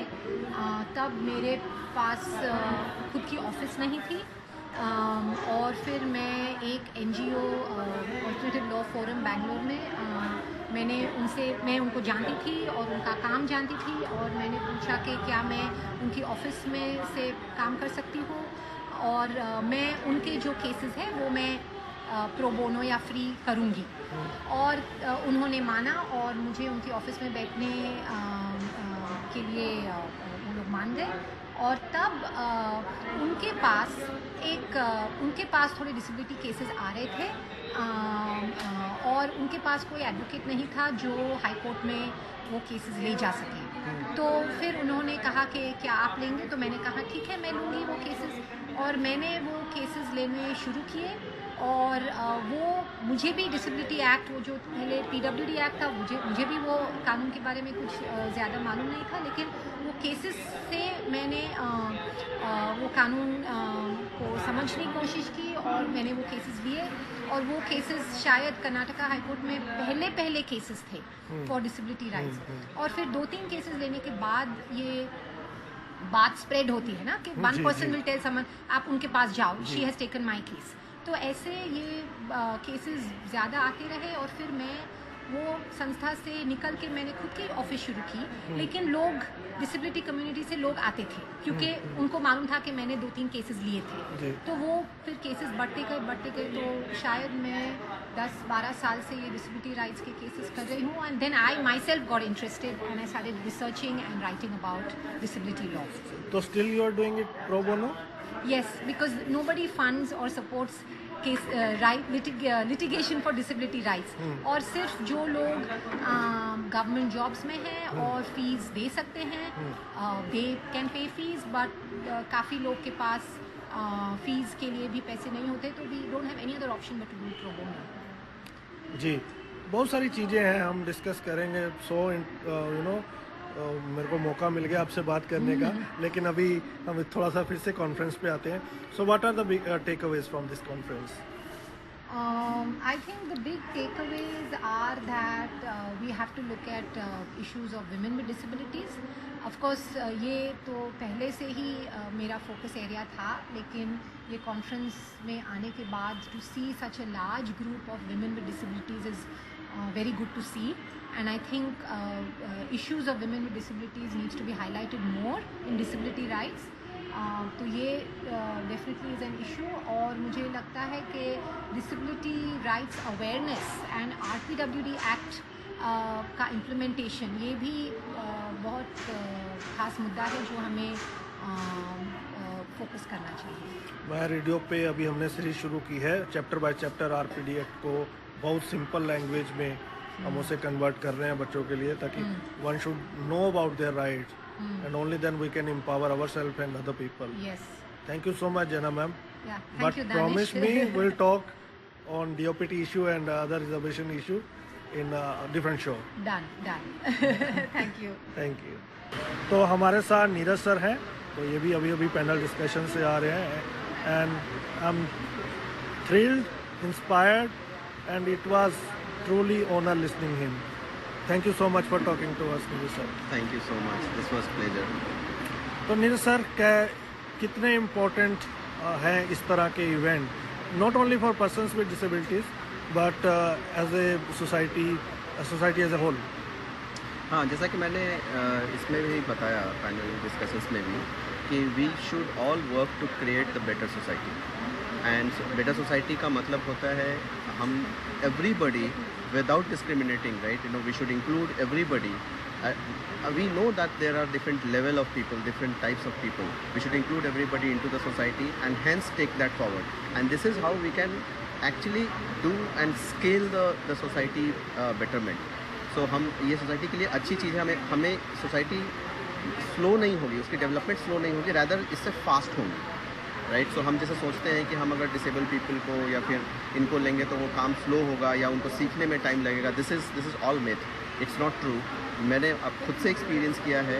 अगर हम डिफरेंट टाइप के लोगों को लेते हैं टीम में, and if we put them into a group setting and if you make them working, the productivity is much higher than expected. Absolutely. Is your company hiring persons with disabilities? Oh yeah, definitely, and I gave one of the example also in the panel discussion, and I'm also in talk with Sakina and all. How can we collaborate further for 3 different areas wherein we can enable them, we can make them working, and then we can also help them wherever they need. देखो, this is very important. So what are the takeaways from this conference? So primary takeaway from this conference is I think now all the people who all were present in this conference, they now know what corporate expects, and then we also know as an entrepreneur that what can be done for them, right? And now this is the point wherein the rubber needs to hit the road, right? जहाँ पे हमें जब हम बात करते हैं तो सिर्फ बात करने से नहीं होगा. I also mentioned that walk the talk, right? So अब हम उसे करके दिखाते हैं, and then we should all enable it. It's happening. It's not only us. It's not that we will do something from tomorrow. It's happening. We just need to make it much more effective, and find out the corners which can all help them to make this succeed effective actually. Right. थोड़ा सा अपने बारे में हमारे listeners को बताइए. मेरा I'm an entrepreneur, having 15 years of IT experience. इससे पहले मैं काफ़ी डिफरेंट बिजनेस में रहा हूँ, छोटे छोटे बिजनेसेस में. I am not that great in academically, क्योंकि मैंने पढ़ाई नहीं किया ज़्यादा, और मैंने जो भी सीखा है वो काम करके सीखा है. इसीलिए मैं आज भी सबको प्रोत्साहित कर रहा था कि आपके अंदर वो क्वालिटी है जिसको आप लेके जा सकते हैं. पढ़ना ही ज़रूरी नहीं है, राइट. दिस वाज आप अपने अंदर देखिए क्या अच्छी क्वालिटीज़ हैं, आप उसको बाहर निकालिए. And this is exactly what I did for my self. मैंने खुद से देखा कि मैं कहाँ पे अच्छा कर सकता हूँ, and that became my strength rather than working on my weaknesses. So this is how I grown up, and I'm experiencing really a better life, and I'm also contributing to the society betterment at my capacity. कल हमारा जो topic था entrepreneurship, जहाँ आपकी team member ही थी मेघना ma'am हमारे साथ, तो I was focusing on the same point you have mentioned कि हम हमेशा कहते हैं कि हमें सीए बनना है, लॉयर बनना है. Why can't we be entrepreneur and hire CA and lawyer? It did not come from the disability sector quite often. So we need to look opportunities in entrepreneurship as well. Yes, तो अगर आपने notice किया, मैंने ये चीज़ बोला भी कि किसी ने क्वेश्चन किया कि हमें CFO का, CTO का, ये सब का जॉब नहीं मिलता है, ऑल दैट, उसकी वैकेंसीज नहीं है. What I mentioned is you should set up the business, and you do have all those capabilities from entrepreneurship standpoint that you could actually hire them to make the business. Exactly. Right? So what all it doesn't really require the programming knowledge. It requires the common sense, business sense to set up such a team which can do and scale in the business and make it commercialized. You should be ready to take risks. Exactly. You should not afraid of risk. But वो सब दोनों के साथ सच है, वो disable हो या enable हो. हाँ, सभी right? के लिए. सबके लिए सच है. बिल्कुल. Thank you so much Neeraj sir हमसे बात करने के लिए. Thank you very much. Thank you. तो अब हमारे साथ अभी एक पैनल डिस्कशन से भाग लेते हुए मैम आई हैं. रजनी मैम हमारे साथ हैं. इनकी डिस्कशन का टॉपिक था डाइवर्सिटी एंड इंक्लूजन, जो बहुत ही इम्पोर्टेंट टॉपिक था, and they have one the heart of everyone. It was very interesting discussion. Thank you Rajni ma'am for giving us time. थोड़ा सा बताएं अपने बारे में. मेरा नाम रजनी है. मैं VMware सॉफ्टवेयर इंडिया में काम करती हूँ as an assistant manager. And apart from that in VMware we have various pods, part of difference. So one of the pod is PWD pod, which is person with disability. So I am one of the member of that particular pod, and I represent the culture chair for India. तो शांतनु जी आपकी company से है? हाँ, Shantanu is from my organization. Right. He is in the accessibility team. कितने important हैं ये conferences आपके हिसाब से? It is very important because इससे अवेयरनेस स्प्रेड होती है, सेंसिटाइजेशन होती है. And if there are organizations which think that hiring disability is a con, with these kind of sessions they will understand what are the benefits and advantages of having an inclusive work culture, including disability or diversity. Conferences में corporate को जोड़ने से क्या on ground level corporates में changes आता है कि persons with disabilities के towards their attitude? I think it is a win-win situation both for corporates and organizations along with the people from that community, because एक दूसरे के बारे में हम जानते हैं which are the organization or like-minded organization who work towards disability. And at the same time, from a disability point of view or perspective, they'll also get to know which are the organizations who are actively hiring and how things can be better for both the parties. अगर आपको कोई tips देना है हमारे listeners को diversity और inclusion के बारे में, what would be that mantra? What are the things one should keep in mind? I would say so there is profound or very the aspect of diversity in every corporate is there. So it is, as I said earlier, it is one of the KPI. There is metrics driven that every organization wants so much percentage of diverse people. But then corporates or private sector or any sector, they will not hire people just because they have come an underrepresented community or marginalized community. They'll hire basis the skill set you possess, basis your capability, basis your potential, and also how you can scale up. So personally, me being a hiring manager, I do not stress too much on experience, but during my interviews I look at is this person have the potential to scale up? If that is there, then we do hire. So it is important that you polish your skill set. That is the way how you can get into, if you're interested in getting into corporates or any organization. It is important that you become worth that job. Nobody wants to get into a loss by hiring or just doing a tick mark or check mark that I hired somebody. They want to have it sustainable. Were you rejected any disabled before getting aware with regard to persons with disabilities or their right as HR? So I have been actively hiring people with disability. So I have rejected people not because they were disabled or not because even if the people were not like disabled and normal, I still rejected few people because I felt they did not possess that skill set. No, that's fine. Yeah. Just on the base of disability. No, were you aware even before? No. Just basis, just on the grounds of disability, I'm not hired. Or rejected? Rejected. It is basis the skill set and the requirements they have. तो आपने इससे पहले भी disability किसी conference में participate किया है? हमारे ऑर्गेनाइजेशन में हम लोग क्वार्टर में या 2 क्वार्टर में we have this programs where we speak about disability. It's not only me, my entire quad members along with people from other organizations जैसे डेल, गूगल, माइक्रोसॉफ्ट. तो वो वैसे वर्चुअल प्रोग्राम्स अटेंड किया है and conduct कर रहे हैं. That's amazing. Good to know that. Thank you so much for talking to us. Thank you so much. Thank you so much.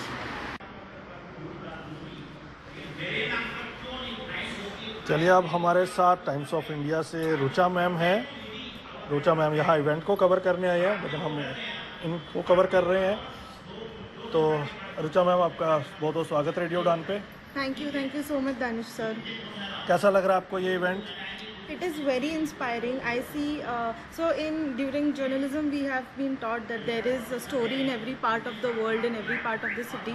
I see quite a lot of stories here from every student and the panelists too. It is very inspiring to be here.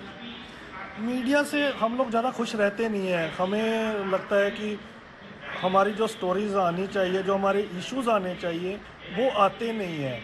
तो क्या आपको लगता है कि इस तरह की जो कॉन्फ्रेंसेस है वो थॉट प्रोवोकिंग है कि हाँ, मतलब there is a lot of things that we can cover और वी शुड कवर, लेकिन कई बार लैक ऑफ अवेयरनेस के कारण वो नहीं हो पाता? बिल्कुल. तो जैसे अभी एक पैनलिस्ट ने बोला that there is so much to work and there is so much that we want to do in everyday life and in every sector. वैसे हमारे फील्ड में ही there are a lot of things going on in the country and then to take out the gist of it, what is important, and then put it in front of the people in 3 pages, 3 city pages, 3 nation pages, it becomes very difficult. So ऐसे नहीं कि हम लेते ही नहीं है ऐसी stories, we do take it, we do try to. नहीं, but times of India को मुझे कॉम्प्लीमेंट करना पड़ेगा.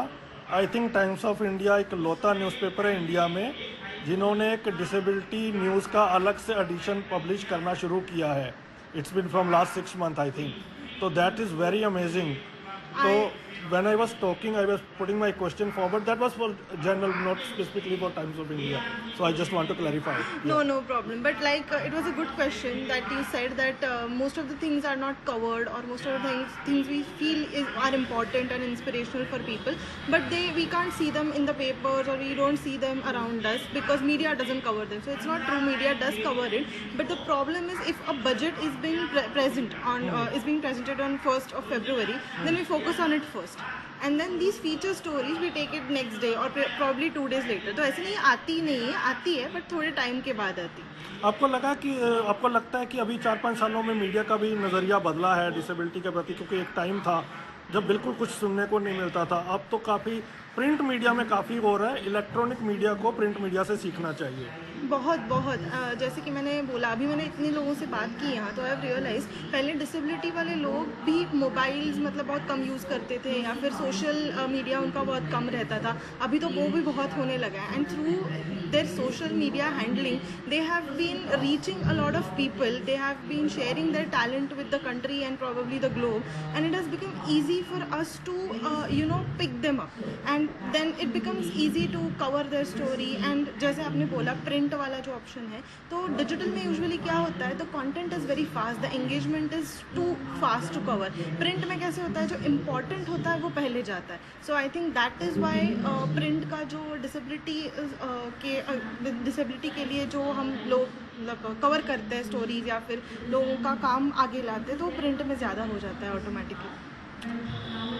आपको इस कॉन्फ्रेंस से पर्सनली क्या सीखने को मिला और इस तरह की कॉन्फ्रेंसेस कितनी इम्पोर्टेंट है persons with visual disabilities sector के जो फीमेल्स हैं उनको एम्पावर करने के लिए?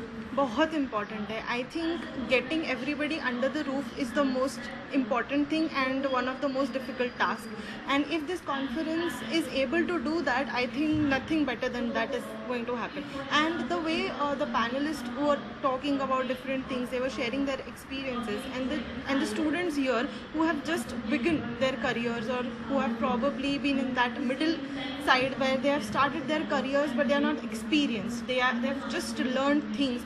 It becomes very easy to talk to several people around them, with the experienced one and the youth around them, and then it becomes basically very easy for them to make choices what they actually want to do. And such conferences, I'm sure they are a big source of empowerment, engagement, and I think together if we go together, together if we walk, I think the journey becomes easy happening and probably most learning, I would say.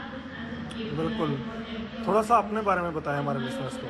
So I am Rucha Limai. I am from Pune. I am born and brought up in Pune, and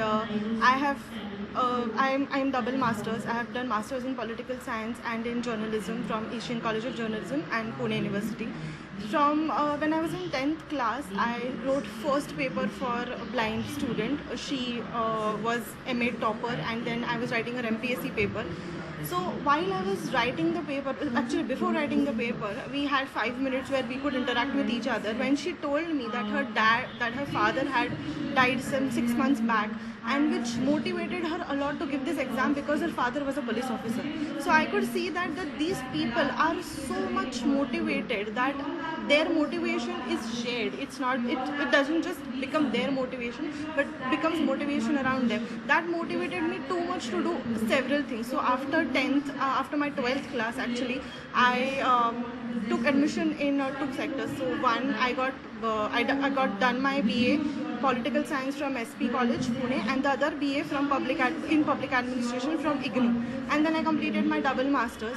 But since there, like it's been 3 to 4 years, I have also been teaching history and political science to blind students virtually. So I think it's been a long journey with them, but there is a lot more to happen. And right now I work with Times of India. So I am a digital content producer in Times of India, Pune edition. Great. Besides that, I have also done international yoga. I'm an international yoga instructor. So we have also been starting several things for disabled students. Like there are a lot of things, special yoga for disabled students. We have just started now. So hope to take it forward. Looking forward for longer collaboration. Thank you so much for talking to us. Thank you so much. Thank you so much. तो अब national federation of the blind Maharashtra की vice president कविता ma'am हमारे साथ है. Ma'am आपका स्वागत. तो कैसे लग रहा है आपका इवेंट? जैसे आप लोगों ने सोचा था ऑर्गेनाइज करने का, ठीक उसी तरह से चल रहा है? या बिल्कुल बहुत अच्छा है सब कुछ, और पार्टिसिपेंट्स भी बहुत अच्छे हैं, अलग अलग स्टेट से भी आए हैं, और सभी का परफॉर्मेंस बहुत अच्छा है. और हम लोगों ने जिस तरह से सब कुछ अरेंज किया है, मुझे लगता है कि ये सक्सेसफुल है. बिल्कुल. तो आपकी कई लड़कियों से बात हुई होगी, या तो क्या कह रही हैं इस इवेंट के बारे में? क्या सीखने को मिल रहा है उन्हें? उन लोगों को बहुत अच्छा लग रहा है यहाँ पे. और जो जैसे C8 वगैरह के कोर्स कर रही हैं, अच्छे क्वालिफिकेशन जिनके हैं, उन लोगों को बहुत मोटिवेशन मिल रहा है एक्चुअली. और आगे भी उन लोगों को जो स्पीकर्स हम लोगों ने बुलाए हैं, उन लोगों से मार्गदर्शन मिलते रहेगा, इसलिए वो लोग बहुत खुश हैं. कितनी देर से इस प्रोग्राम की प्लानिंग हो रही थी? ये तो हम लोग 4 महीने से कर रहे थे और वैसे हालांकि 22 स्टेट्स में से हमारे यहाँ पार्टिसिपेंट्स आने चाहिए थे, लेकिन मुझे ये बताते हुए बड़ा दुख होता है कि जिस तरह से हमें सपोर्ट मिलना चाहिए था वो नहीं मिल पाया है और सिर्फ 7-8 स्टेट्स में से ही यहाँ पे पार्टिसिपेंट्स आए हैं। लेकिन फिर भी काफ़ी संख्या आई है बच्चों की और दे आर एंजॉइंग। तो आप एक्सपेक्ट कर रहे थे कि और स्टेट से भी आते तो थोड़ा ज़्यादा मज़ा आता और काफ़ी लोगों को और बेनिफिट होता है, क्योंकि काफ़ी पैसा लगता है इस इवेंट में, काफ़ी एनर्जी लगती है। तो आपके लिए इस इवेंट में क्या खास रहा? इस इवेंट में जो स्पीकर्स बुलाए गए थे, यानी जिन्होंने 10th पास आउट करने के बाद भी इतना प्रोग्रेस किया है, ऐसे मिस्टर श्रीनिवासु से लेकर तो कनाडा से आई हुई हमारी स्पीकर ज्योत्सना मैडम भी हैं, ऐसे हर तरह के लोग यहाँ पे आए हैं। तो उनको सबको सुनने के बाद ऐसा लगता है कि हम लोगों को, ऑर्गेनाइजर्स को भी बहुत कुछ अभी सीखने की ज़रूरत है, समझने की ज़रूरत है। और अगला इवेंट हमारा जो भी होगा, उस इवेंट के लिए जो भी आज कमियां हैं वो शायद अगले इवेंट के लिए ना रहे। इस तरह की हम लोगों के लिए भी इस प्रोग्राम में एक प्रकार से नहीं, आप लोगों ने बहुत मेहनत की है, तो आई डोंट थिंक सो कि कोई कमियां हैं। छोटी मोटी तो चलती रहती हैं हर जगह पे, बट बहुत मेहनत लगती है। Hats off to you people, बहुत अच्छे से आप लोगों ने ऑर्गेनाइज किया है। थैंक यू कविता मैम हमसे बात करने के लिए। Thank you sir, thank you very much. Sensitization of the organization thoroughly and laying down. क्या नाम है आपका? किम्पल। अरे बड़ा यूनिक नेम है, क्या मतलब होता है इसका? अच्छा, कैसा लग रहा है इस कॉन्फ्रेंस में? बहुत अच्छा लग रहा है। कहाँ से हैं आप? मैं गुजरात जूनागढ़ से हूँ, फ्रॉम जूनागढ़। अरे जूनागढ़ के महाराज बड़े फेमस है ना। क्या करती हैं आप? मैं TYBA पास करके B.Ed में अभी एडमिशन लेना है मुझे। क्या सीखने को मिला इस कॉन्फ्रेंस से? इस कॉन्फ्रेंस से लेना कि सीखने तो बहुत मिला कि हमें कॉन्फिडेंस देनी है और कैसे आगे बढ़ना है। कोई भी स्टेप बाय स्टेप, मतलब अगर हमें कोई बिजनेस में भी करना है, जैसे चार्टर अकाउंटर भी है तो कर सकते हैं हम। पहले तो हम ये नहीं सोचते थे, अभी तो हम बैंकिंग में और ये सब में ही जाना चाहते थे। अब सोचते हैं कि ये सब भी सीखने मिला कि ये सब भी हम कर सकते हैं। कोई प्रॉब्लम इस कॉन्फ्रेंस में आपको आई? नहीं, बिल्कुल नहीं। खाना पीना मस्त? सब कुछ अच्छा। आप यहाँ का सब अरेंजमेंट भी बहुत अच्छा है और बहुत अच्छा लगा यहाँ आके। रेडियो उड़ान पे बात करने के लिए थैंक यू। तो आस्था हमारे साथ हैं अभी। आस्था कहाँ से हैं आप? मैं पुणे बिटिगोड़े रोड से। आप वॉलेंटियर कर रही हैं इस कॉन्फ्रेंस में? हाँ जी। इससे पहले भी किया कभी? नहीं, ये पहली बार है। कैसा लग रहा है? बहुत अच्छा लग रहा है यहाँ मिलके, और यहाँ पे बहुत से लोग हैं जिनसे मिलके बहुत अच्छा लगता है। काफ़ी अच्छा कुछ सुनने को आ रहा है। क्या सीखने को मिला आपको इस कॉन्फ्रेंस से? बहुत कुछ सीखने को मिला।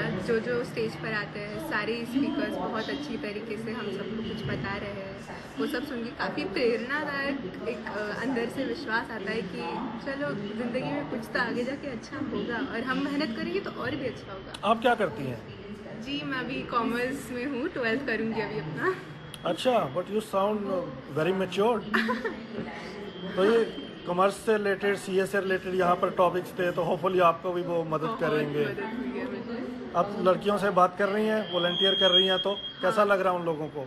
मैंने काफ़ी दोस्त बनाए यहाँ पे आके, और मैं ये बोलना चाहूँगी कि सभी इतने प्यारे हैं, सबसे मिलके इतना अच्छा लगता है मुझे कि बस अब ऐसे लगता है कि बस यही रह जाओ इनके साथ। चलिए, तो आप कुल मिला के स्कीना मैम से जुड़ना चाहती है जागृति स्कूल से? अगर मौका मिलेगा कभी ज़िंदगी में तो ज़रूर। बिल्कुल, मौके ही मौके हैं।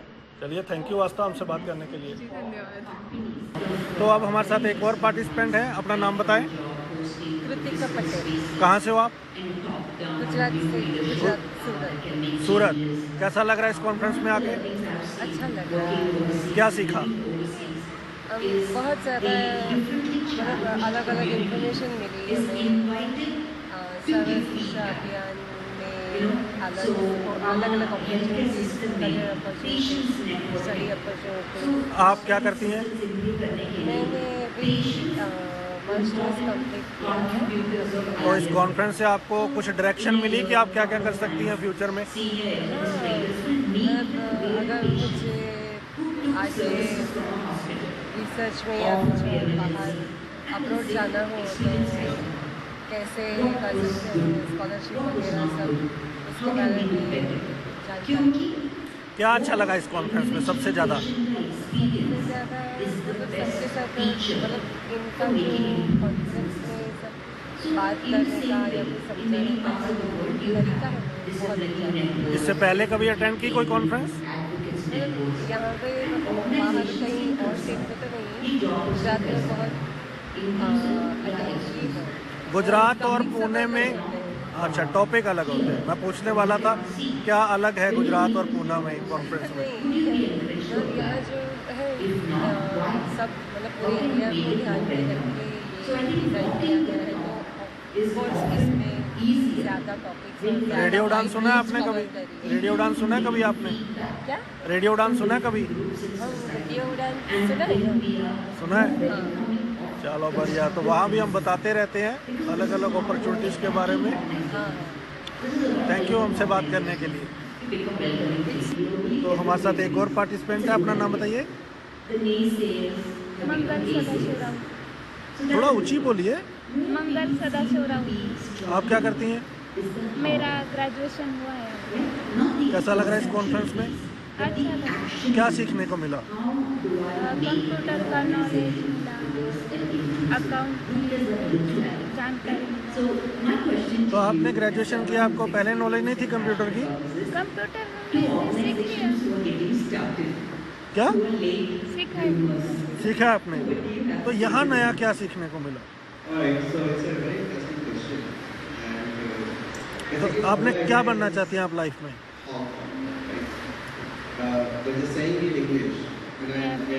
क्या जॉब करना चाहती हैं आप? ऐसा मैंने कुछ ड्रीम नहीं सोचा। नहीं, पर क्या जॉब करना चाहती है ये तो सोचा होगा ना। इस कॉन्फ्रेंस में सुनने के बाद क्या लग रहा है कि आपको क्या करना चाहिए? सारे के सारे ऑर्गेनाइजेशंस में नहीं सोचा अभी? मैं फॉर्म भर रही हूँ। मेरा मत है कि कुछ भी जॉब लगे तो अच्छा हो। नहीं वो ठीक है, लेकिन अभी सीए का बताया, आईटी का बताया, तो कुछ लगा कि हाँ मैं भी कर सकती हूँ ऐसा? आपको लगता है ऐसी कॉन्फ्रेंसेज और होनी चाहिए? इस तरह के प्रोग्राम और होने चाहिए? चलिए थैंक यू हमसे बात करने के लिए। तो अब हमारे साथ एक पार्टिसिपेंट है इस कॉन्फ्रेंस में। क्या नाम है आपका? मेरा नाम योगिता जादव। थोड़ा ऊंची बोलिए। योगिता जादव। कहाँ से हैं आप? मैं औरंगाबाद से आई हूँ। कॉन्फ्रेंस में मज़ा आ रहा है? हाँ मज़ा आ रहा है। क्या अच्छा लग रहा है? अच्छा लग रहा है। क्या अच्छा लग रहा है? ये जो सेक्शन है वो सब अच्छा लग रहा है। कौन सा सेशन आपको बहुत अच्छा लगा अभी तक? मुझे अभी तक तो सभी आया, टेक्नोलॉजी का। इससे पहले कभी किसी कॉन्फ्रेंस में हिस्सा लिया? हाँ लिया था पूना में। लेकिन ये फीमेल्स के लिए पहली बार हो रही है? हाँ पहली बार हो रही है। ये बहुत अच्छा लगा। क्या कुछ नया सीखने को मिला यहाँ? नया यहाँ पे तो बहुत कुछ सीखने को मिला।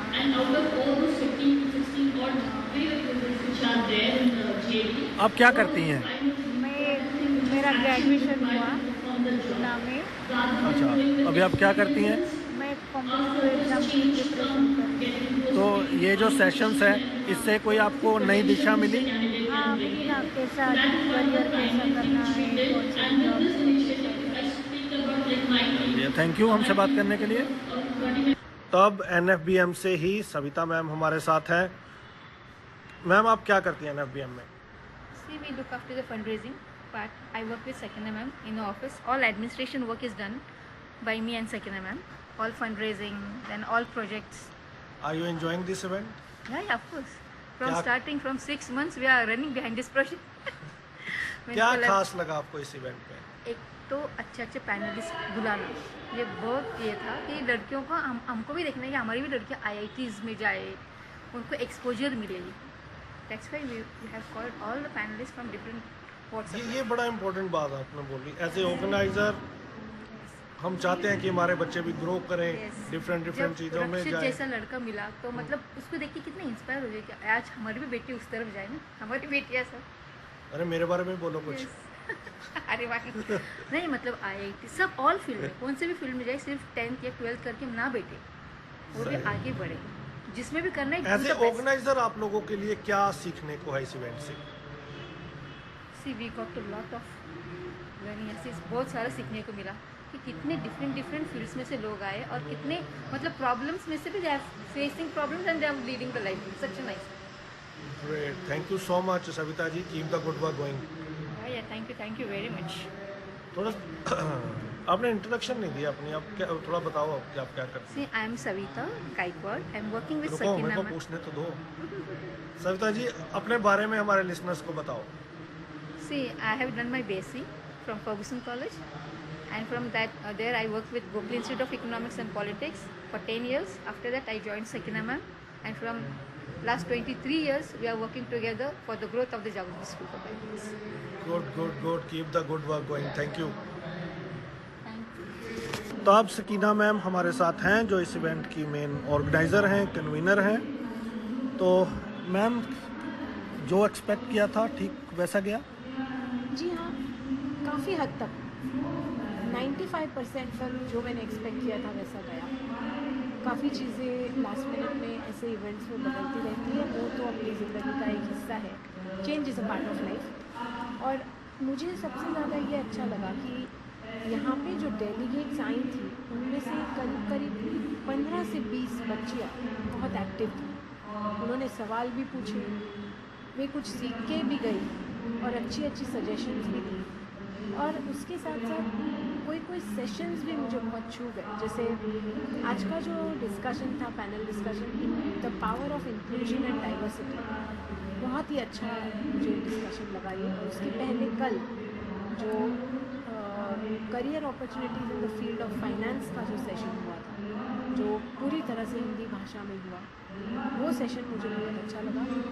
और मैं कोशिश करूँगी इसके बाद भी कि इंस्पिरेशन 2023 की तरफ बढ़े हम, या तो कुछ नया करें। उसमें कोशिश जारी है कि हम ऐसे और सेमिनार्स करें, और जो विजुअली इम्पेयर्ड की मेंटालिटी है कि हमें सिर्फ पब्लिक सेक्टर जॉब्स में जाना है, उसे बदल कर उनको थोड़ा सा कॉर्पोरेट सेक्टर की तरफ बढ़ाए, उनके लिए ज़्यादा से ज़्यादा अपॉर्चुनिटीज़ के दरवाजे खोले, नेटवर्किंग करें और नए नए लोगों को हमारी संस्था से भी जोड़ें। हमारा यही उद्देश्य था ये कॉन्फ्रेंस करने के पीछे।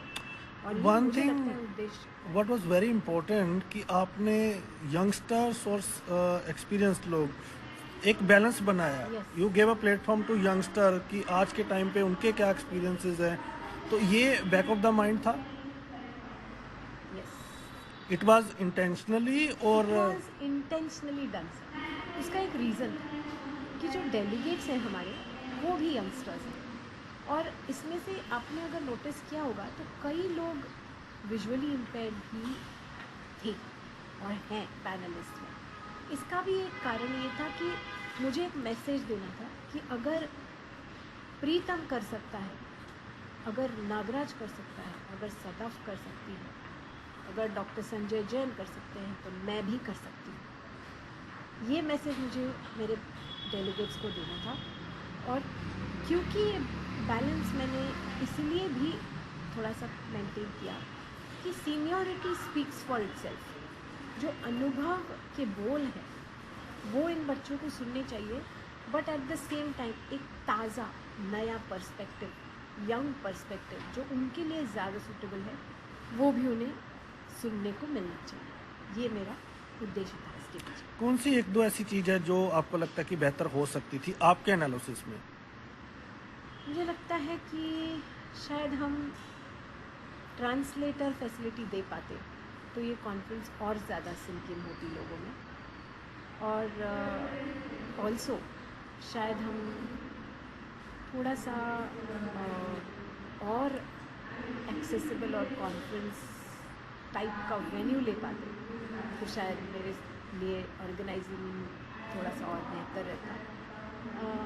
लेकिन हैविंग सेड दैट ये भी कहूँगी कि ऐसे इवेंट्स को ऑर्गेनाइज करना सिंपल नहीं है, इजी नहीं है, बहुत बड़ी टीम इसके पीछे काम करती है। तो कभी कभी कोऑर्डिनेशन में यहाँ वहाँ छोटी छोटी ग्लिचेस आ जाती हैं। और अगली बार जो सीख हमें इस कॉन्फ्रेंस से मिली उसको ध्यान में रखते हुए हम एक इससे भी ज़्यादा बढ़िया इंटरनेशनल लेवल की कॉन्फ्रेंस करना चाहते हैं। और ये कॉन्फ्रेंस होगी STEM पे, science, technology, engineering and mathematics, for the educators, trainers of the visually impaired. और ये मैं 1.5 साल के अंदर प्लान करूँगी eight a very powerful international level. Great. मैं आपको एक एनालिसिस देना चाहता हूँ। मैं काफ़ी लोगों के फीडबैक सुन रहा हूँ लैंग्वेज के ऊपर। I covered many events, hundred of event I have covered, but language फिर भी आपके इवेंट में एज़ कम्पेयर टू अदर वहाँ फुली इंग्लिश में होते हैं। तो यहाँ पर काफ़ी कोशिश हुई है। तो एज सच इतना बड़ा इशू नहीं है जितना फीडबैक आ रहा है, मतलब जो मेरा एक्सपीरियंस है। और थोड़ा सा इंग्लिश का ये भी शायद एक मैसेज बच्चों को जाएगा कि हमें थोड़ा सा इंग्लिश पे भी काम करना चाहिए, क्योंकि that's a demand of the time. ये तो बहुत ज़रूरी है ना, English is an international language. Yes, तो that's a demand of the time. अगर आपकी वोकैबुलरी में इंग्लिश नहीं है तो आप कहीं भी नहीं हैं। आई एम सॉरी टू से this, but it is a fact. हम इसे एक्सेप्ट करें या ना करें। Exactly, this is that's why I am saying कि उतना को पैनलिस्ट ने भी कोशिश की है अपनी ओर से जितना वो बायलैंग्वेज कर सके। तो I think you try to cater the audience and you were successful. तो ठीक है, थोड़ा बहुत चलता है, there is always chance. What are the biggest takeaways? My biggest takeaway is my delegates feedback जो मुझे अभी मिला। बहुत अच्छा लगा उनके मुँह से सुन के कि हमें ये कॉन्फ्रेंस अच्छी लगी और हमें आगे भी ज़्यादा सेमिनार्स की ज़रूरत है। और जो विशेष मेरा जो एक टेकअवे यहाँ से मैंने एक ये सीखा कि काफ़ी डेलीगेट से इंटरेक्ट कर रही थी मैं समय समय पर। एक मैसेज मुझे ये मिला कि हमसे ज़्यादा हमारे माँ बाप को समझाइए हमारी कैपेसिटीज़ के बारे में, जो प्रयास करने की बहुत आवश्यकता है। बिल्कुल। और ये मेरा सबसे बड़ा टेकअवे है इस कॉन्फ्रेंस से। मैं इसे याद रखूँगी और अगर हमारी तरफ से कोई कोशिश इस डायरेक्शन में हो सकी, या तो उस STEM वाले कॉन्फ्रेंस में हम उनको इंक्लूड कर दें, या तो फिर एक अलग से पेरेंट्स के लिए एक सेमिनार रखें जहाँ पे स्किल्स दिखाई जाए विजुअली इम्पेयर्ड बच्चों की, कौन क्या कर सकते हैं। तो डेफिनेटली मुझे लगता है कि अपने बच्चों की ज़िंदगी और सुकर हो जाएगी। Thank you so much, Sakina ma'am. I know you are very busy, and thank you so much for taking your time out. No, I'm sorry that I had to make you wait for so long, but finally we could talk. Yes. तो radio उड़ान पर आप लोगों ने enjoy किया, हमने cover किया NFBM के इवेंट को, इंस्पिरेशन 2022 को। फिर मिलेंगे आपसे अगले इवेंट में। तब तक अपना फीडबैक कैसा रहा आपको, कैसा लगा आपको ये शो, आप भी कमेंट बॉक्स में हमें ज़रूर बताइए। नमस्कार।